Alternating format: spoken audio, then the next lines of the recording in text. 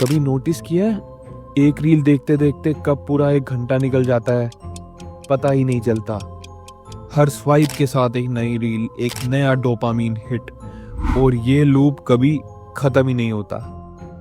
धीरे धीरे रील्स इतनी रिलेटेबल हो जाती हैं कि लगता है जैसे इंस्टाग्राम को आपके मूड का लाइव अपडेट मिलता जा रहा हो।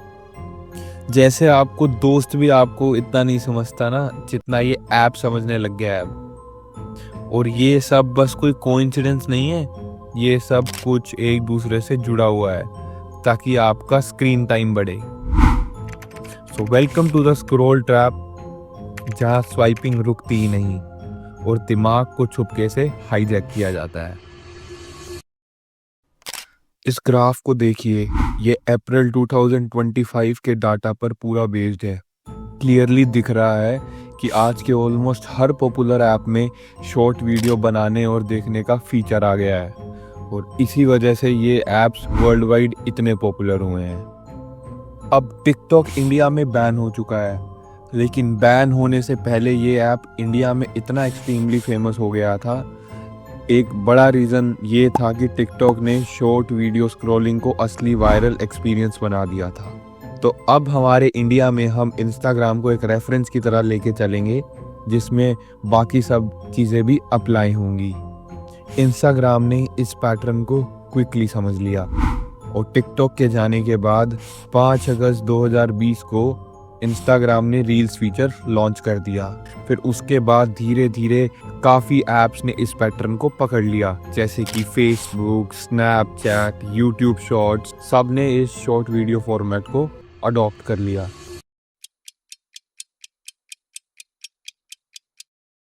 अब समझते हैं इस एडिक्शन के पीछे की साइंस, क्योंकि ये शॉर्ट वीडियो स्क्रॉल करते जाना एक नशा बन जाता है। सिंपल जवाब है डोपामीन। जब भी हम कंटिन्यूसली रील्स, शॉर्ट्स या किसी भी शॉर्ट वीडियो कंटेंट को देखते हैं, हमारे ब्रेन में एक डोपामीन रिलीज होता है। डोपामीन एक तरीके का ऐसा केमिकल है जो हमें प्लेजर, सैटिस्फैक्शन और मोटिवेशन का एहसास देता है। चलिए एक रियल लाइफ एग्जांपल लेके देखते हैं। सोचो आप बेड पर हो, थके हुए हो, फोन उठाते हो, फिर आप इंस्टाग्राम ओपन करते हो, एक रील देखते हो, फिर एकदम से एक क्यूट डॉग की वीडियो आ जाती है। फिर आप हंसते हो और उसी टाइम आपके दिमाग में डोपामिन हिट हो जाता है। अब आपके दिमाग में एक एंटीसिपेशन बिल्ड होने लगता है कि अगला वीडियो क्या होगा, शायद फनी, इंस्पायरिंग या बोरिंग। यही अनसर्टेनली आपको हुक्ड रखती है। तो ये साइकिल ऐसे ही रिपीट होती जाती है। Scroll, anticipation, dopamine, then reward, and then we always scroll and scroll and scroll and scroll again and again. और ये पैटर्न साइंटिफिकली कहलाता है इंटरमिटेंट रिवॉर्ड शेड्यूल। और यही प्रिंसिपल कसिनोज और गैम्बलिंग में भी यूज होता है। जब रिवॉर्ड मिलता है रैंडमली, तब ब्रेन उस रिवॉर्ड के लिए और ज्यादा क्रेव करने लगता है। और फिर बात आती है इनफाइनाइट स्क्रॉलिंग की। कभी सोचा है कि रील्स कब खत्म होती हैं? आप स्क्रॉल करते जाते हो, फिर एक रील, फिर उसके बाद दूसरी रील, फिर तीसरी रील। ये लूप ऐसे ही चलता जाता है और ये सिलसिला फिर कभी रुकता ही नहीं। पर ऐसा क्यों? ये कोई मैजिक नहीं है, ये है इनफाइनाइट स्क्रॉलिंग का डिज़ाइन। जितना स्क्रॉल करोगे उतना ही नया कंटेंट मिलता रहेगा। ना कोई नेक्स्ट पेज का बटन, ना ही कोई पॉज, और सबका एक ही गोल है, आपको 1 सेकंड के लिए भी रुकने का रीजन ना मिले। 2006 में एक डिजाइन इंजीनियर एजा रस्किन ने इनफाइनाइट स्क्रॉलिंग का कॉन्सेप्ट बनाया। उस वक्त उनका गोल सिंपल था, कंटेंट को सीमलेसली एक्सेस करना। लेकिन आज वही एजा रस्किन कहते हैं एक ट्वीट में, One of my lessons from infinite scroll is that optimizing something for the ease of use does not mean best for the user or humanity. इसका साफ शब्दों में मतलब है कि जो ये फीचर है वो कन्वीनियंस के लिए बनाया गया था, लेकिन आज ये एक टूल बन चुका है माइंडलेस स्क्रॉलिंग और डिजिटल एडिक्शन का।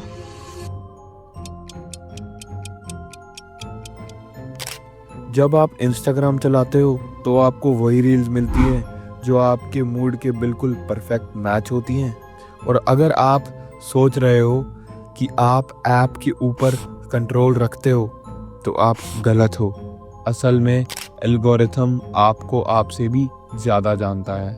आपकी हर एक्टिविटी ट्रैक होती है। आप किस पोस्ट पर कितनी देर रुकते हो, किस रील को पूरा देखते हो, किस टाइप के कंटेंट को स्वाइप कर देते हो, किस पोस्ट पे लाइक, कमेंट या शेयर करते हो।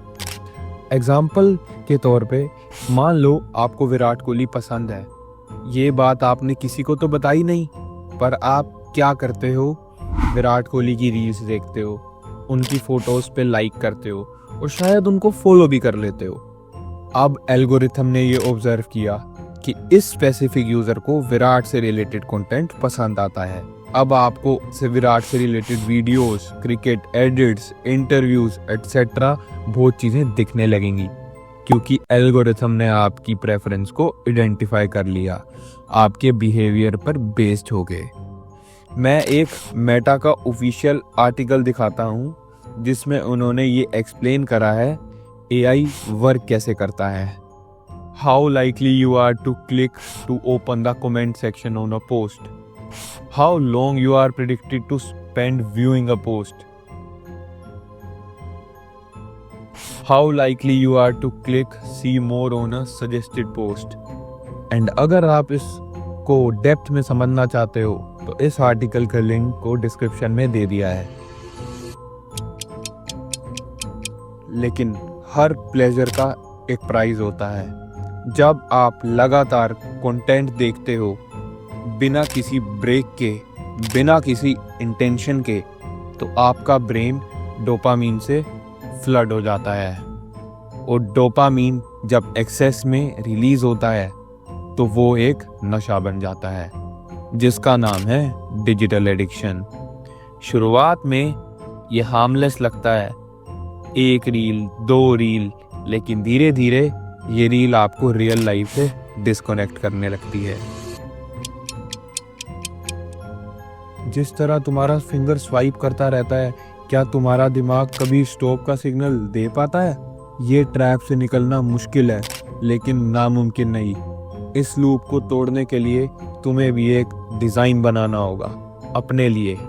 एक दिन, सिर्फ एक दिन के लिए ट्राई करो। सोशल मीडिया ऐप्स अनइंस्टॉल करके हाइड कर दो, नोटिफिकेशंस बंद कर दो, अपने फ़ोन में टाइमर या लिमिट सेट कर दो और नो स्क्रॉल जोन्स, कुछ जगह और वक्त फिक्स करो जहाँ स्क्रॉल बिल्कुल नहीं करना। स्क्रॉलिंग रुकता तब है जब तुम्हारे अंदर का लूप क्रिएटर लूप ब्रेकर बन जाता है।